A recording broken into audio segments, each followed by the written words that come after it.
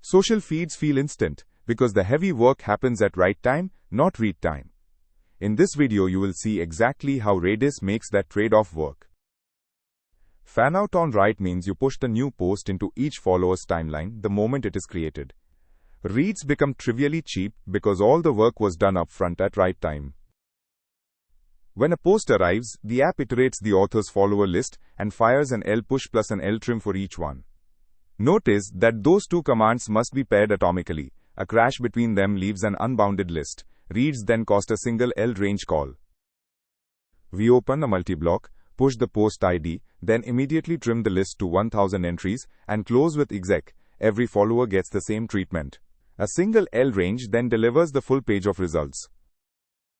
When reviewing a PR, look for three things: missing LTRIM, a non-atomic push and trim pair, and unbounded LRANGE calls. Any of these will cause memory blow-up or slow reads under real traffic. Fan-out feeds are a classic Redis pattern. Pay the cost at write time, make reads nearly free. Keep your lists capped, keep your push and trim atomic, and offload the heavy fan-out work for large audiences.